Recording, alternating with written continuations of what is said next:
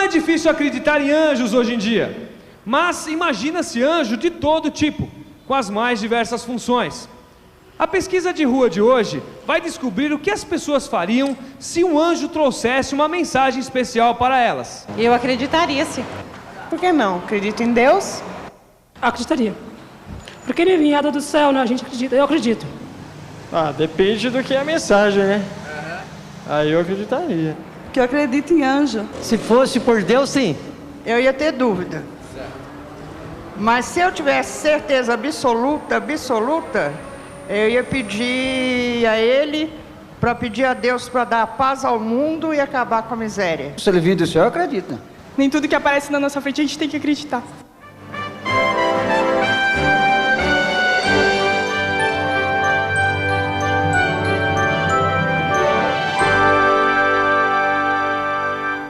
Nesse momento chegamos na parte preciosa do programa, a parte que vamos estudar a palavra de Deus.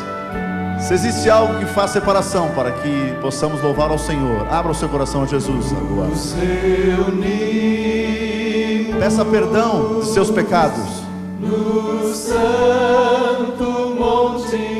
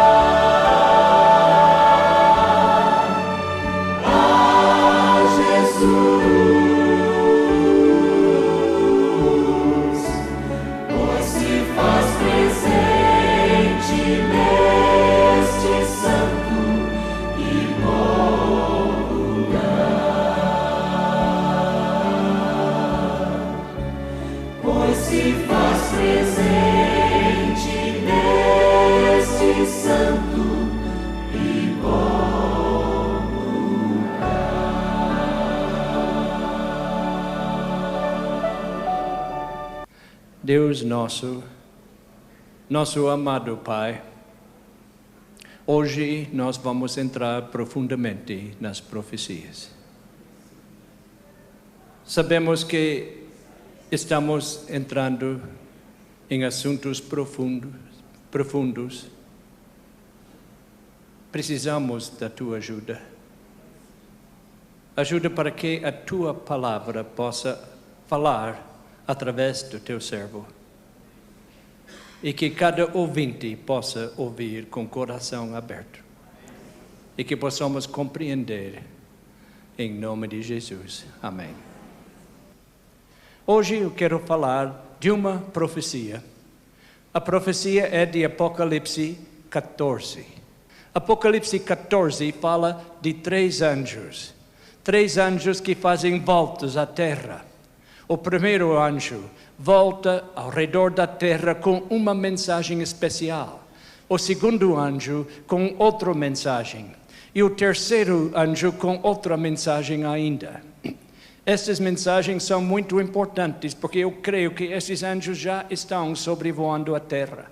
Estão sobrevoando Brasil, São Paulo, todas as cidades do Brasil, Lisboa, Espinho, Porto. Os anjos estão sobrevoando o Brasil. Eu sempre tenho ficado muito encantado com a cidade de Brasília. Tem muitos norte-americanos que não podem compreender que Brasil tem a cidade mais moderna no mundo. A arquitetura é uma coisa maravilhosa. Quando eu cheguei ao Brasil em 58, estavam começando a construção de Brasília. Eu visitei Brasília várias vezes na sua fase de construção. Fiquei encantado em ver a construção do grande catedral, que é a Igreja Católica lá. É uma coisa muito interessante, um trabalho de arte muito importante. Agora, eu creio que todo o Brasil é lindo. Não tem cidade no mundo que é mais lindo do que Rio de Janeiro, com o Corcovado e suas praias lindas. Isso parece um símbolo do Brasil, mas Brasília é todo especial. Brasília é uma coisa, um capital de esperança. E esta catedral tem alguma coisa dentro da catedral que eu achei muito interessante. 3 anjos suspensos por fios tão finos que não dá para ver o fio. Parece que estão voando. Eu não sei se os arquitetos pensaram em Apocalipse 14 quando planejaram essa igreja. Mas eu sei uma coisa. Quando entra na igreja, a gente não pode deixar de pensar em Apocalipse capítulo 14. Porque Apocalipse 14 nos fala desses 3 anjos. Apocalipse 14 nos fala em versículos 6 a 10. Sobre 3 anjos maravilhosos que estão voando ao redor do nosso planeta. Cada anjo com uma mensagem, porque a palavra anjo quer dizer mensageiro. E eles representam uma mensagem bíblica que será pregada nessa terra nos últimos dias da história deste mundo. Eu creio que essas mensagens dos 3 anjos estão sendo pregados já. Vamos ler a mensagem do primeiro anjo, o primeiro mensageiro de Deus. Lemos: vi outro anjo voando pelo meio do céu, tendo um evangelho eterno para pregar aos que se assentam sobre a terra, e a cada nação e tribo e língua e povo. Apocalipse 14, 6. Um anjo voando a terra com uma mensagem universal, uma mensagem para todos os povos da terra. Qual é a mensagem? É o evangelho. Mas não é somente o evangelho, é o evangelho eterno. Se é eterno, não pode ser alterado. Porque o evangelho de Cristo nunca muda.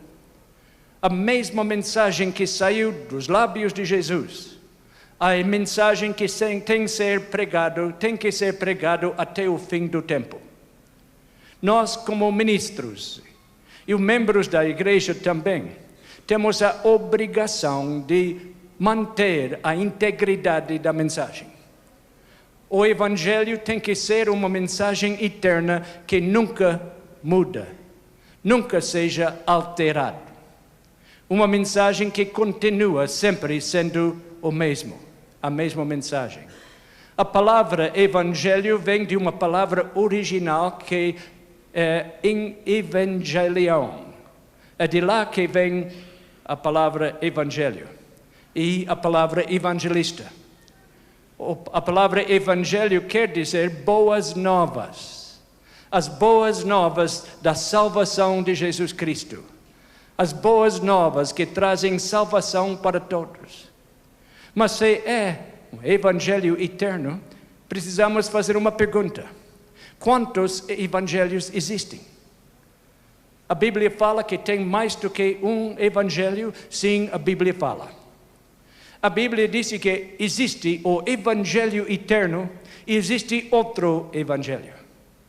Paulo fala do outro evangelho. Nós lemos no livro de Gálatas, o primeiro capítulo, do outro evangelho.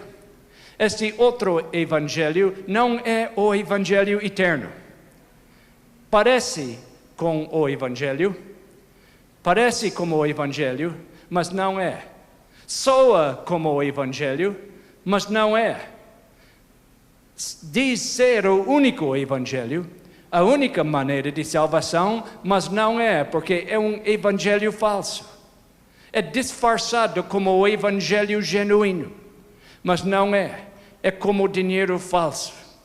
Diz ser o caminho para a salvação, mas é o caminho que leva para a perdição. Onde encontramos este evangelho? No livro de Gálatas, o primeiro capítulo, Paulo está falando. Ele está falando para o povo de uma igreja que apostatou. E ele disse essas palavras. Ele disse sobre esta igreja: admiro-me que estejais passando tão depressa daquele que vos chamou na graça de Cristo para outro evangelho, o qual não é outro senão que há alguns que vos perturbam e querem perverter o evangelho de Cristo, mas ainda que nós, ou mesmo um anjo vindo do céu, vos pregue outro evangelho, além do que vós temos pregado, assim como já dissemos, e agora repito, se alguém vos prega outro evangelho, além daquele que recebestes, seja anátema. Porventura, procuro eu agora o favor dos homens ou de Deus? Ou procuro agradar a homens? Se agradasse ainda a homens, não seria servo de Cristo. O outro evangelho é um evangelho que agrada as pessoas. Agrada as pessoas, mas não fala a verdade. O evangelho que agrada, porque muitos ministros procuram agradar essas pessoas e por isso eles não pregam toda a verdade. Eles não querem falar alguma coisa para ninguém se ofender. Mas eu, como ministro de Deus, não tenho o direito de fazer isso. Eu gosto de agradar as pessoas. Eu quero que todas as pessoas vão me gostar. Mas isso não é uma opção que o ministro tem. O ministro tem a obrigação diante de Deus de falar a verdade. E não pode esconder a verdade. Não tem esse direito. Alguns pregadores procuram agradar escondendo parte da verdade, porque a Bíblia diz que a Bíblia é uma espada, e uma espada machuca. E eles não querem machucar as pessoas. Mas é uma coisa perigosa, porque o ministro é responsável de pregar a verdade. E por isso muitos ministros agora não estão pregando mais sermão. Estão pregando sermonetes. E sermonetes produzem cristianetes. Sermão pequeno produz cristão pequeno, sabe isso? Nós temos a obrigação. Se eu for para o médico e ele sabe que eu tenho câncer, como seria se ele me falasse: você não tem nada, é um resfriado, é gripe, vai passar logo. Ele está me ajudando? O ministro não pode agora tornar a mensagem fácil. Ele precisa falar a verdade. O evangelho falso é um evangelho que agrada as pessoas. Mas Paulo disse: seja anátema quem prega esse evangelho. Porque a Bíblia diz em Deuteronômio 27, 18: maldito aquele que fizer o cego errar no caminho. Se eu não pregar a verdade, Deus vai me chamar maldito. Em vez de ser uma bênção, estou sendo uma maldição. Quando pregamos o evangelho eterno, precisamos pregar a verdade, e a verdade não muda. Eu sempre digo que nada que é a verdade é novo. Se é uma novidade, não é verdade, porque a verdade não muda. E nada que é novo pode ser a verdade. Se alguém vem com novidades, pode saber que alguma coisa está errada. Eu sei de algumas pessoas que estão sempre procurando novidades. Querem ser originais. Eu não tenho nada original. Eu simplesmente posso apresentar o que a Bíblia ensina. E isso não se altera. Isso nunca muda. É sempre o mesmo. O Evangelho eterno é pregado para somente o povo de São Paulo. Não, meus amigos. É pregado para, o que disse o versículo que acabamos de ler? Todas as nações, todas as raças, todas as tribos, todas as línguas. Qualquer mensagem que é para um grupo local não é o Evangelho eterno. Porque o Evangelho eterno é universal. É um movimento poderoso, invencível, mundial. Enquanto eu estou aqui pregando hoje à noite, na América do Norte, está sendo pregado a mesma mensagem que eu estou pregando. Em todos os países do mundo, na Rússia, na África. É uma mensagem que está voando pelo todo mundo. Porque este anjo tem uma mensagem universal. É uma mensagem que é para todas as pessoas, ricos e pobres, para todas as raças, não importa a cor, para todas as pessoas, não importa se são ricos, pobres, se são analfabetos ou se estão formados nas melhores universidades. Esta mensagem é totalmente universal, sendo pregado em todo o mundo. E o que diz esta mensagem? Vamos ler mais, versículo 7. Dizendo em grande voz, temei a Deus e dai-lhe glória, pois é chegada a hora do seu juízo. Notamos, não disse que virá a hora do seu juízo. Esta mensagem diz, é chegada. Eu conheço poucos pregadores que conhecem essa verdade. Poucos pregadores podem lhe dizer que a mensagem do juízo já está chegada. Dizendo a grande voz, temei a Deus, dai-lhe glória, porque é chegado o reino de Deus. Como pode ser chegado? Esta mensagem parece que lemos em Eclesiastes, capítulo 12 e 13, onde Deus disse, de tudo o que se tem ouvido, a suma é, teme a Deus e guarda os seus mandamentos, porque isso é o dever de todo homem. Disse, devemos temer a Deus, não temer os homens.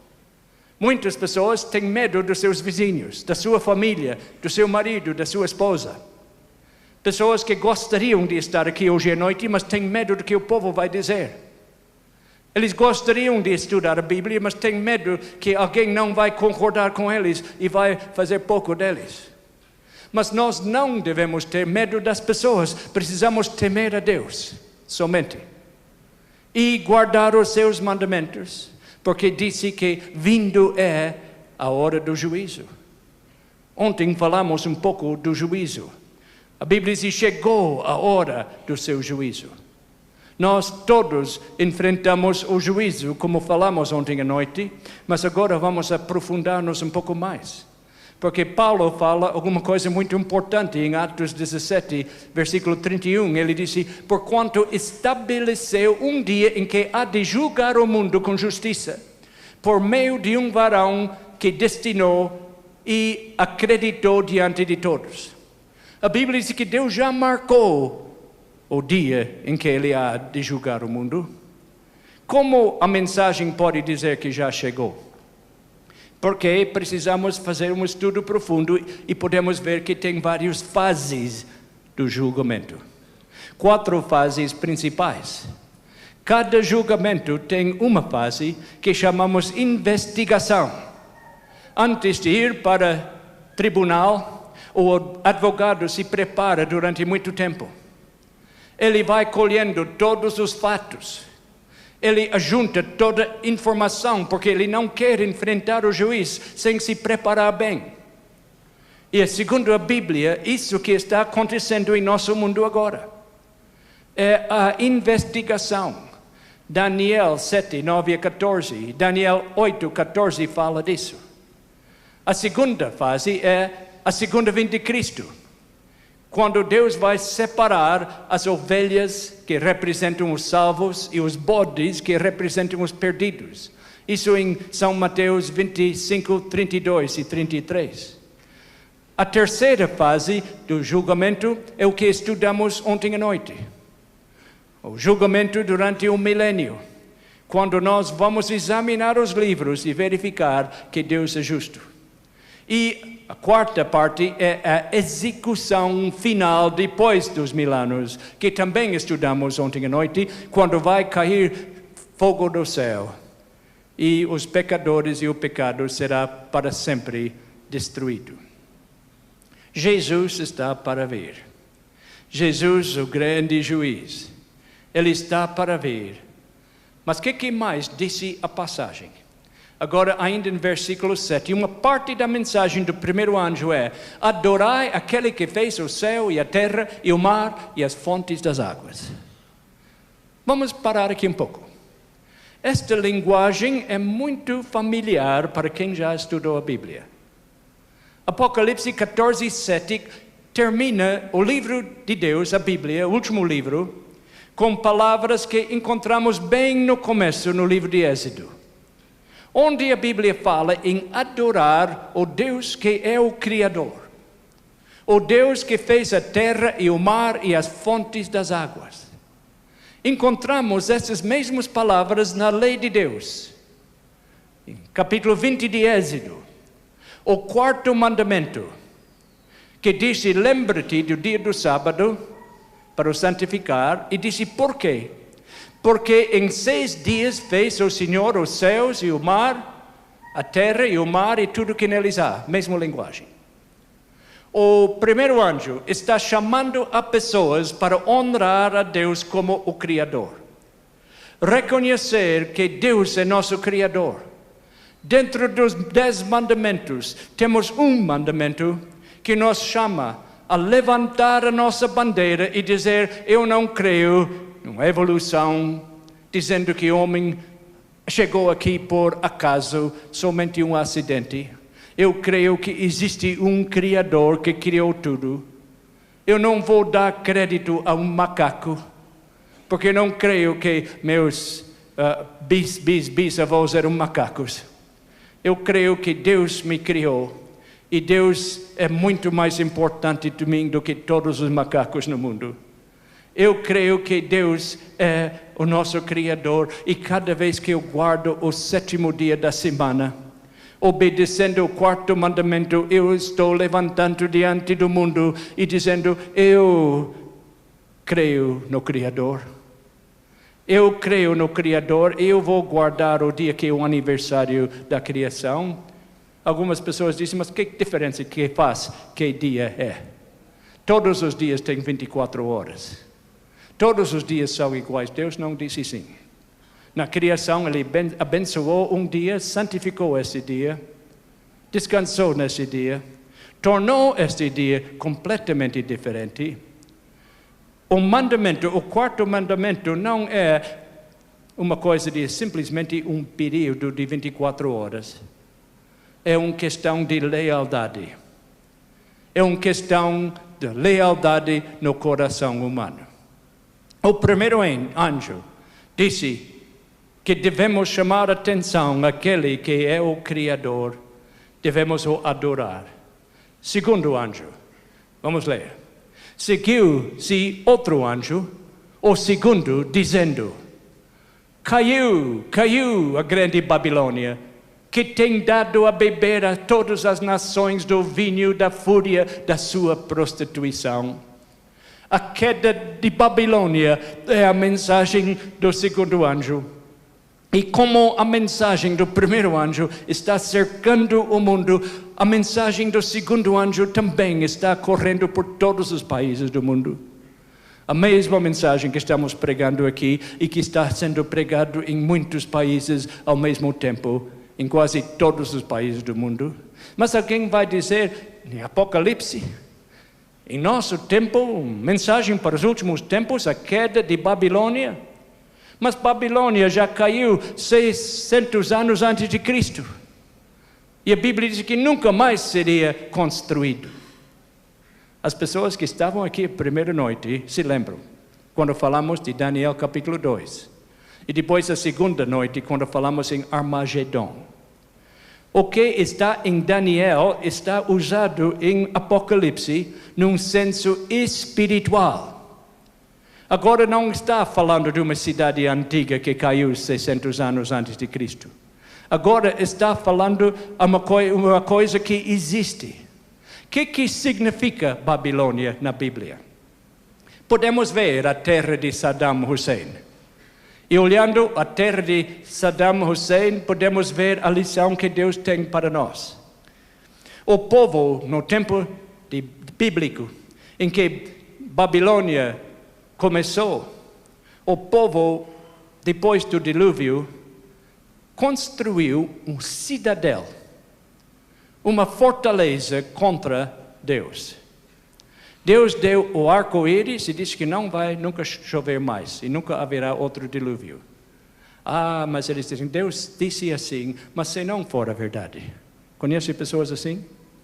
A Bíblia diz isso, mas se não for a verdade, duvidaram. Se vier outro dilúvio, nós queremos estar preparados.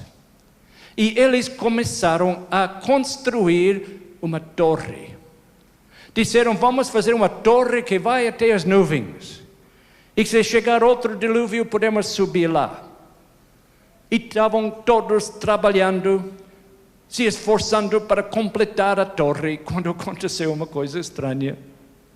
Um dia, os construtores que estavam trabalhando fervorosamente para terminar, começaram a falar com uns aos outros. E um disse para a pessoa ao seu lado, passa o martelo, por favor. E outro ao seu lado respondeu alguma coisa assim. What did you say? I don't understand. E outro ainda ao seu lado disse, was sagst du? Ich kann nichts verstehen. E outro ainda falou, ja, ni panimoia was. As línguas foram confundidas. Até lá todos falavam a mesma língua. Mas agora houve uma confusão tremenda. E não se podiam se comunicar uns com os outros, que cada um falava língua diferente. Babilônia se tornou, daquele dia em diante, um símbolo de confusão. Existe confusão na religião hoje? Centenas de seitas e religiões, cada um falando uma coisa diferente. E o que um ensina, o outro nega. A confusão entrou no mundo religioso. E a Bíblia, em Apocalipse, refere-se a esta confusão, a Babilônia. Porque as pessoas não se entendem, não é? Pessoas de uma religião falam com pessoas de outra pessoa, de outra religião, e o que um fala, outro não entende, não é? É um desentendimento total, parece que estão falando uma língua diferente. Estão seguindo o que a Bíblia fala é Babilônia. E Babilônia é descrita como uma mulher que tem muitas filhas. Babilônia é representada de mãe de prostituições, segurando na mão um cálice de ouro. Apocalipse 17, 4 e 5. As filhas de Babilônia também estão bem identificadas nessa escritura. O que são as filhas? Nós sabemos que quando uma mãe tem filhas, muitas vezes essas filhas parecem a mãe. Agora, Babilônia, a mãe de filhas, tem muitas filhas, porque quando a igreja de Cristo apostatou no tempo de Constantino e adotou os costumes de paganismo e deixou a Bíblia ao lado e começou a seguir o pagão, então muitos seguiram. E as filhas seguem a mãe, seguem as mesmas tradições e costumes religiosos das suas mães, mesmo quando estes sejam contrários às Escrituras. Eles seguem ainda os costumes do paganismo. Eles guardam o mesmo dia da mãe, mesmo se a Bíblia fala diferente. Eles seguem outras tradições que são contrárias às Escrituras. A Bíblia fala do vinho de Babilônia. O que quer dizer com isso? O vinho de Babilônia. Sabemos que vinho é agradável ao paladar. Muitas pessoas gostam de tomar porque é tão bom tomar vinho. Mas o vinho da ira da sua prostituição, acontece alguma coisa. É como a pessoa que toma o vinho do Porto e é tão gostoso, mas se vai tomando, o que acontece daqui a pouco? Ele começa a ficar tonto, não é? Começa a perder a razão. O vinho de doutrinas falsas faz o mesmo efeito. Muitas pessoas em nosso mundo estão bebendo o vinho de Babilônia, o vinho da confusão. Pessoas sob o efeito de álcool não podem raciocinar. Eu já tentei estudar a Bíblia com alguém que estava embriagado. Não valia nada, não cheguei a ponto A. Ele não estava com a capacidade de raciocinar. E pessoas que estudaram doutrinas falsas, de igrejas que não seguem a Bíblia, ficam espiritualmente embriagadas. E é impossível para eles compreender a verdade da Bíblia. Coisas bem claras, como disse a Bíblia. Lembra-te do dia do sábado para santificar. Eles dizem, eu não posso compreender isso. Mas por que não pode compreender? Eu acho que disse domingo. Não, mas a Bíblia diz, lembra-te do dia do sábado para santificar. Eu não compreendo. Uma declaração tão simples, tão claro, mas não pode compreender porque ele bebeu do vinho de Babilônia. Está completamente confuso. E uma coisa simples se torna complicado. É uma coisa perigosa beber do vinho de Babilônia. Nossa fonte de verdade é a Bíblia e somente a Bíblia. Os pioneiros, depois da Reforma Protestante, tomaram uma meta, um alvo. O que era? Sola Escritura, somente a Bíblia. A verdade está na Bíblia e somente na Bíblia. Não importa quantos outros livros você está lendo, a Bíblia é a fonte da verdade. Não importa quantos pregadores estão pregando o contrário, a Bíblia é a fonte da verdade.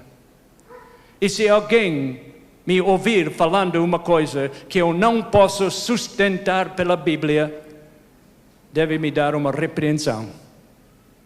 Porque eu não tenho o direito de falar uma coisa que não posso sustentar pela Bíblia. A Bíblia e somente a Bíblia é a fonte da nossa verdade. Continuamos lendo do segundo anjo, mas antes disso, o segundo Timóteo fala alguma coisa sobre a Bíblia. Diz, e procura apresentar-te a Deus aprovado, como obreiro que não tem de que se envergonhar, que maneja bem a palavra da verdade. Vou dizer uma coisa, as pessoas que estão vindo todas as noites, quando terminar a nossa série, vão saber manejar a Bíblia. Se quer saber a verdade, não vão precisar procurar ninguém para perguntar, podem ir diretamente para a Bíblia e achar a verdade.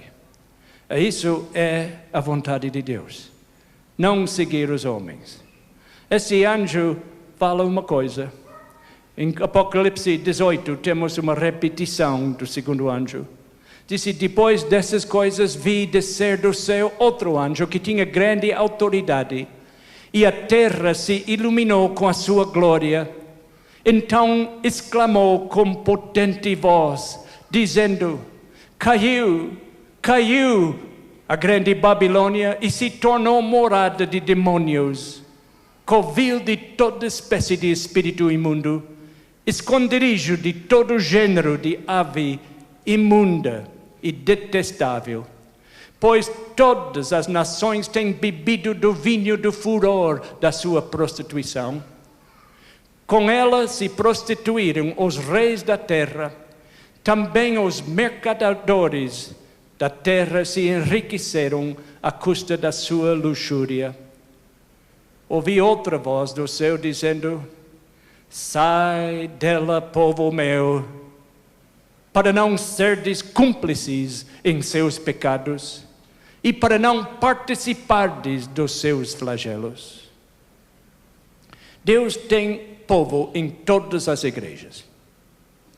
Todas as igrejas têm o povo de Deus. Mas se alguém está numa igreja que não está pregando a verdade que é pela Bíblia, eu ouço pessoas dizer: mas eu já nasci nessa igreja, meu pai era dessa igreja, eu não vou mudar. Esta é a opinião humana. Este é o trilho de bezerro. Mas não é o que a Bíblia disse. Se qualquer igreja não está ensinando toda a verdade, está misturado com o vinho de Babilônia, e a Bíblia disse: sai dela, povo meu. Não são minhas palavras, é a palavra de Deus. Alguém que está em Babilônia pode saber que Babilônia há de cair. Deus vai destruir esse mundo. E Deus está chamando o seu povo de muitas igrejas diferentes, dizendo: sai dela, povo meu.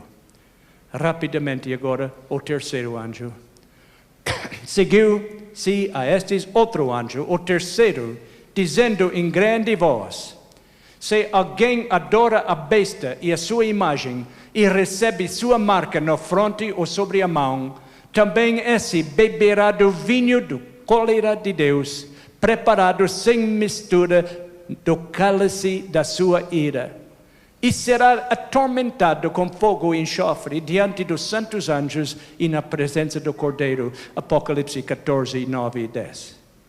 Aqui é um versículo que não deixa de nos assustar. Por isso é tão importante que nós sabemos o que está falando. Este versículo diz que podemos escolher: ou vamos adorar o Criador. Se não adoramos o Criador, acabaremos adorando a besta. É um perigo tremendo. Este versículo diz que nós podemos receber ou o sinal da besta, ou podemos receber o sinal de Deus. E todos nós precisamos escolher. Diz que podemos receber a ira dos homens, que todos nós odeiam, ou podemos receber a ira de Deus, que é muito pior. Todos nós precisamos escolher. Agora, interessante. Temos umas palavras muito interessantes escritas pela igreja. Eu não estou aqui para falar mal da igreja, nenhuma igreja. As citações que eu estou usando é só para provar que a Bíblia está certa de acordo com a história. E outra vez, eu quero dizer que a mudança do sábado para o domingo foi feita pela Igreja Universal quando não existia Igreja Protestante. Portanto, todos nós somos herdeiros da igreja que fez isso. Ninguém deve apontar o dedo para uma ou para outra igreja e dizer: esta igreja. Era a Igreja Universal, o povo de Deus que largou a verdade. E Monsenhor Luiz Seguir, num livro chamado Conversas sobre Protestantismo, disse: a observância do domingo pelos protestantes é uma homenagem que eles fazem à autoridade da Igreja Católica. Ele disse: é um sinal, é uma homenagem. Agora, a Bíblia disse qual é o sinal de Deus. É o contrário. Ezequiel 20, 12. Não são minhas palavras, as palavras de Deus. Também lhes dei os meus sábados para servirem de sinal entre mim e eles, para que soubessem que eu sou o Senhor que os santifica. O que é o sábado? A Bíblia diz que é um sinal. Uma senhora me perguntou uma vez, tem tantas igrejas, tanta religião, será que não tem um sinal que eu possa ver para saber que está certo? Diz, sim, tem um sinal. Eu não vou lhe dar o sinal, mas a Bíblia dá. O sábado é um sinal. Versículo 20, no mesmo capítulo disse, santificai os meus sábados, pois servirão de sinal entre mim e vós, para que saibais que eu sou o Senhor vosso Deus. É um sinal. No livro de Apocalipse, agora continuando, o capítulo 14, termina dizendo, aqui está a perseverança dos santos, os que guardam os mandamentos de Deus e a fé em Jesus. A igreja de Deus, os santos dos últimos dias, são pessoas que guardam os mandamentos, não 8, não 9, mas todos os 10. Tem muitas pessoas que acham que só devem guardar um dos mandamentos. O que é este sinal de 666, que a Bíblia diz que pessoas terão na cabeça ou na mão? Muitas pessoas estão dizendo que será tipo de tatuagem, uma marca feita com tinta na pele, ou na cabeça, na testa ou na mão. Vou lhe dar um pequeno segredo. Deus não vai proibir alguém ir para o reino eterno por causa de um pouco de tinta na pele. Nós não estamos falando uma coisa que é só superficial, um pouco de tinta na pele. Nós estamos falando em coisas profundas que vão até o coração.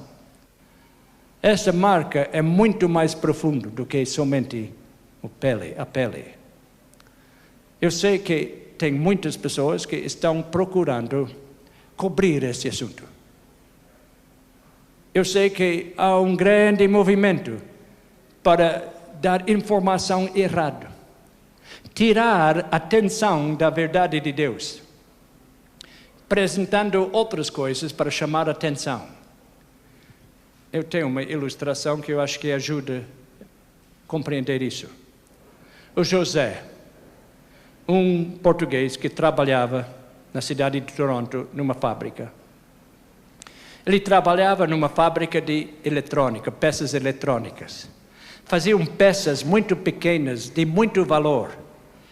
E os donos da fábrica estavam com problemas, porque muitas pessoas roubavam as peças e vendiam. Portanto, colocaram guardas no portão.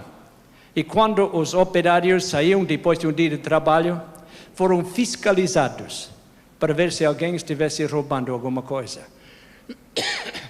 O José chegou com um carrinho de mão, cheio de coisas no portão.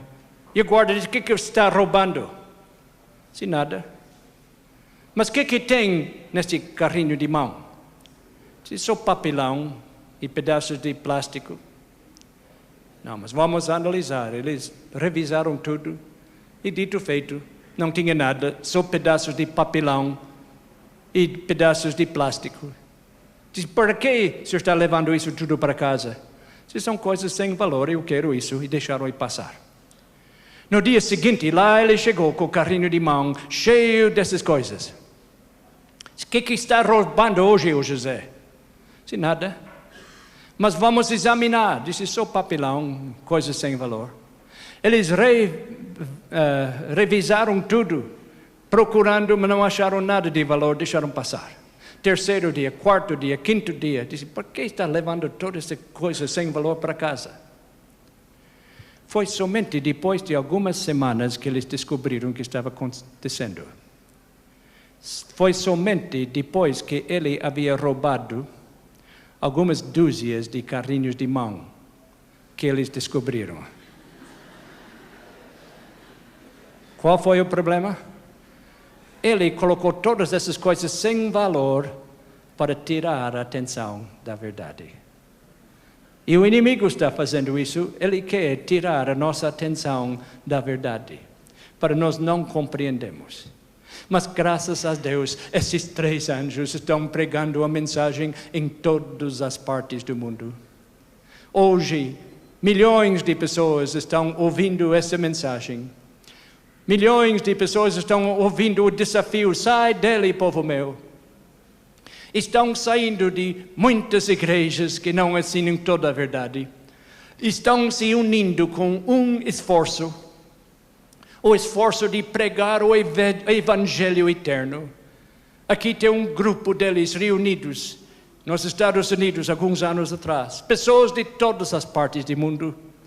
Pessoas de todo tribo, língua, povo, falando línguas diferentes. Todos se unindo para mostrar a lealdade para o Criador e para seguir a mensagem da Bíblia. E muitas pessoas estão se dedicando à pregação. Muitas pessoas. Eu li de uma família, dezenas e dezenas de anos atrás, de uma outra geração. Uma família que tinha uma filha muito bonita, chamava Helena. Helena era inteligente e ela foi para um colégio cristão. Ela queria estudar e os pais tiveram que fazer o sacrifício para manter ela no colégio. E às vezes ela não tinha dinheiro para continuar e os pais tiveram que achar um dinheiro para mandar. Mas finalmente chegou o ano da formatura. E os pais estavam muito contentes, agora Helena vem para casa. Ela vai estar conosco. Terminou o colégio, quando ela mandou uma carta para os pais, dizendo: eu fui chamado para ser missionária na África. Eu não vou ficar em casa, eu vou para a África. Ela recebeu 1 mês para ficar em casa, para se preparar e para se despedir dos pais. E depois do mês, que passou tão rápido, ela estava se preparando para viajar. Naquele tempo eles não tinham automóvel, eles andavam de cavalo. E a mãe disse para o pai: vai preparar o cavalo e a carruagem para levar Helena para a estação de trem. Enquanto o pai estava fazendo isso, a mãe e Helena ficaram em casa para terminar, lavar as louças e algumas coisas. O pai não voltou. Demorou muito. A mãe disse para Helena: vai lá ver o que está acontecendo, está demorando muito. Ela saiu e lá estava o cavalo preparado, carruagem preparado, o charrete. Mas ela foi olhar atrás e lá ela viu uma coisa que ela nunca havia visto na vida. O pai estava sentado num balde virado, sentado com o rosto nas mãos, chorando. Ela nunca viu seu pai chorar. Disse: pai, o que há? Por que o senhor está chorando? Ele disse: Helena, você não sabe como isso é difícil para mim. Quantas vezes eu preparei esse cavalo para ir para o mercado, para vender mercadorias, para manter você no colégio. E um dia você chamou que precisava mais dinheiro. Eu tive que vender a melhor vaca, amarrei a vaca atrás da carruagem e levei para a cidade vender para te mandar dinheiro para continuar o colégio. Mas hoje, usar esse mesmo cavalo para levar minha única filha para a estação de trem onde ela vai viajar e quem sabe nunca mais vou vê-la. Helena, isso é muito difícil. E com isso, Helena disse: pai, o senhor tem razão. Eu não vou mais para a África. Eu vou ficar com o senhor precisa de mim e minha mãe precisa de mim. Com isso o velho se levantou, limpou as lágrimas e disse: que conversa é isso? Entra, nós vamos para a estação, Deus está te chamando. E ela foi embora. Em 1958, eu recebi uma carta pedindo que eu viesse ao Brasil. Eu não estava com nenhuma vontade de ir para o Brasil. O Brasil para mim era uma terra estranha. Eu não sabia que havia cidades modernas no Brasil. Eu pensei que o Brasil era tudo mato. Eu achei que... Minha esposa disse: que tipo de casa vamos ter no Brasil? Eu disse para ela: no Brasil o povo só tem casas de capim.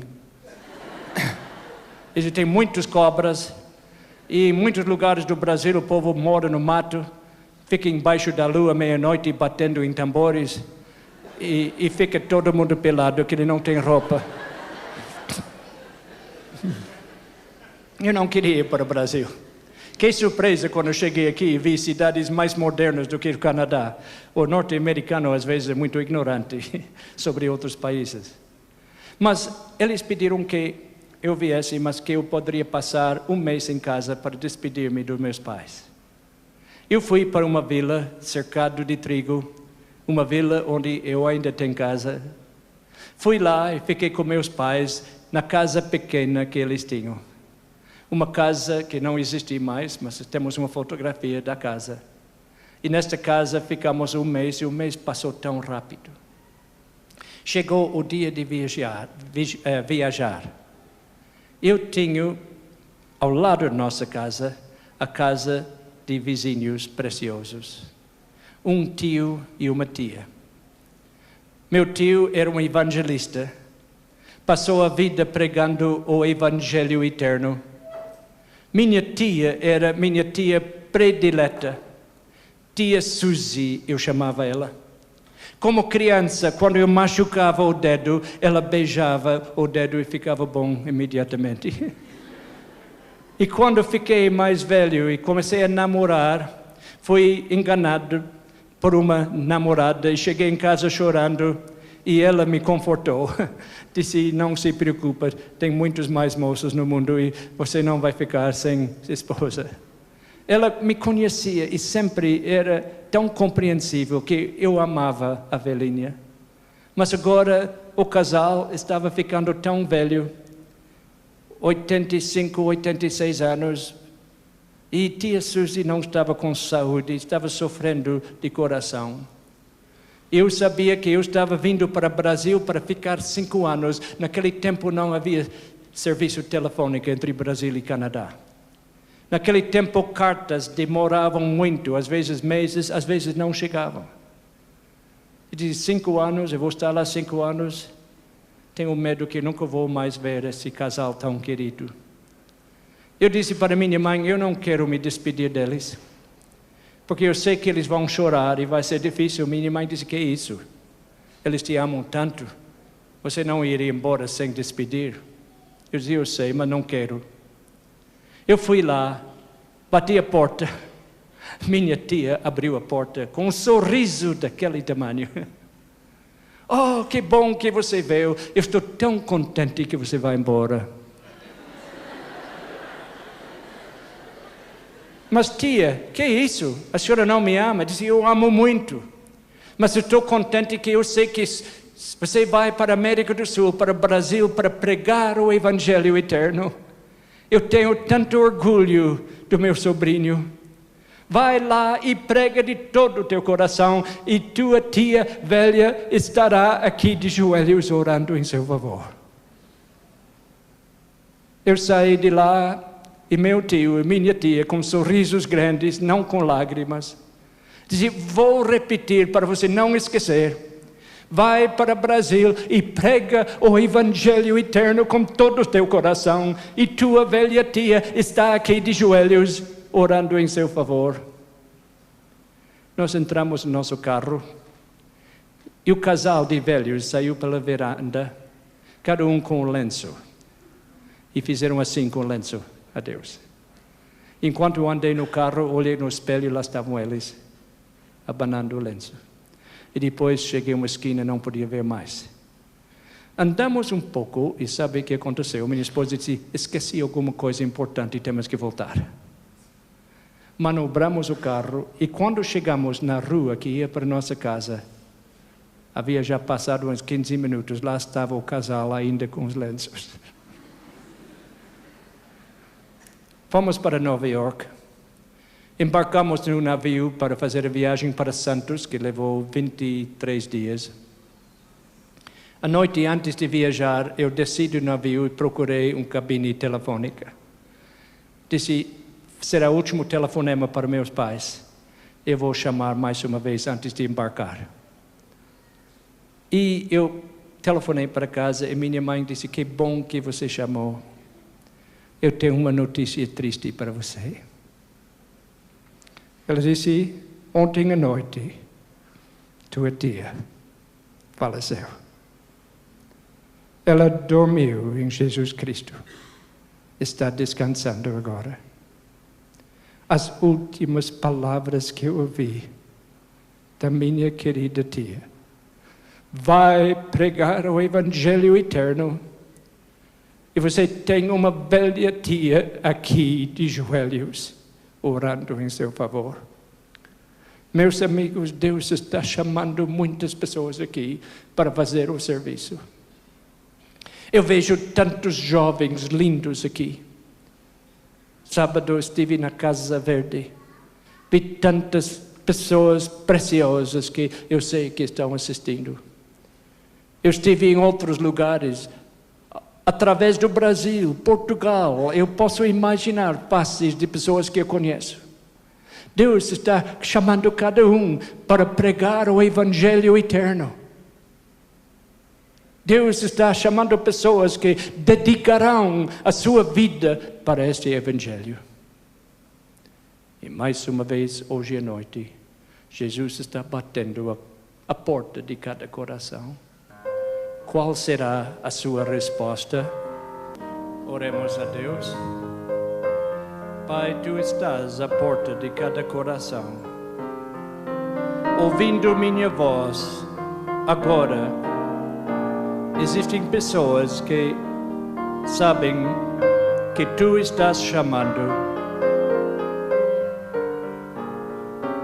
Pessoas que estão sendo escolhidos por Ti para fazer um grande trabalho pregando o Evangelho eterno. Enquanto falas a cada coração, pedimos que possamos abrir o coração e Te deixar entrar. Pedimos em nome de Jesus. Amém.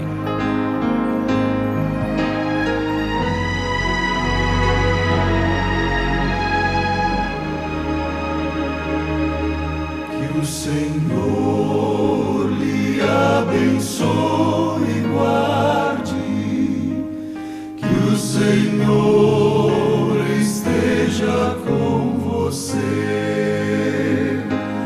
Ele sempre